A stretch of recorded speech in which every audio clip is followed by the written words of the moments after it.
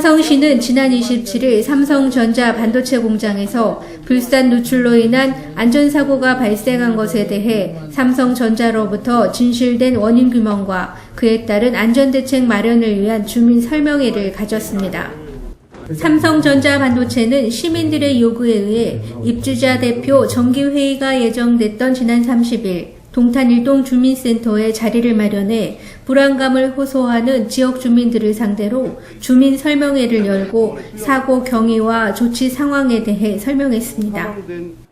설명회에 참석한 주민들은 삼성전자 반도체의 안일하고 성의 없는 설명회 준비와 불산 누출 사고를 은폐하려고 지나치게 늑장 대응을 했다는 것과 불산 누출로 인한 인명사고가 발생했음에도 불구하고 경찰과 소방당국, 환경당국에 신고나 보고하지 않았으며 사망자가 발생하자 뒤늦은 안전조치를 취한 것에 대한 비난이 쏟아졌습니다.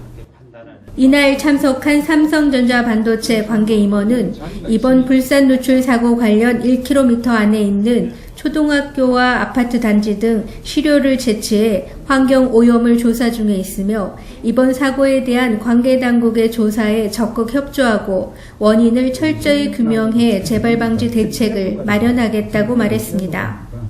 주민들의 요구사항은 독극물에 대한 실시간 모니터링을 할 수 있는 전광판 설치와 불산 누출로 인한 고통을 호소하는 사람들이 있다면 병원비를 지급해 줄 것과 불산 누출은 사내에서만 이루어진 것으로 외부로 누출되지 않았다는 것에 대해 도시 이미지가 회복될 수 있도록 안전함을 전 국민이 알 수 있도록 보도해 줄 것을 강력히 요구했습니다. 지금까지 삼성이 며칠 동안 한 행동은 분명히 잘못된 겁니다. 그렇지만 더 잘못되고 있는 것은 없어야 될 소문들, 있지도 않은 사실들이 확산됨으로써 동탄 주민들과 화성시가 모두 다 인식의 이미지가 나빠지고 있는 것입니다. 그리고 분명히 삼성이 오늘 회의에서 이야기했듯이 지금 사내 유출 사고고 사외 그리고 건물 외로는 유출이 단 한 방울도 된 것이 없다라고 하는 발표를 지금 현재는 저희가 알 수가 없습니다.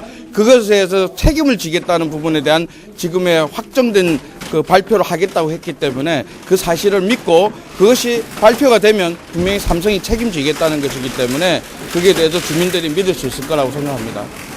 지금 대책 방안으로서는 첫째, 지금과 같은 관리 시스템으로는 부족한 것들을 주민들이 참여할 수 있는 주민안전센터 개념의 팀이 있어야 된다고 말씀하셨고요.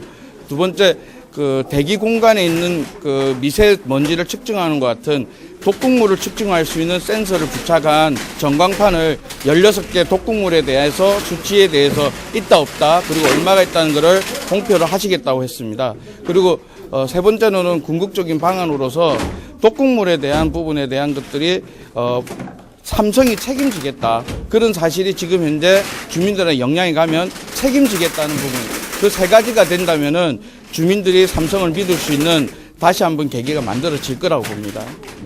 이에 삼성전자 반도체 측은 적극적이고 긍정적으로 검토해 반영하겠다고 말했습니다.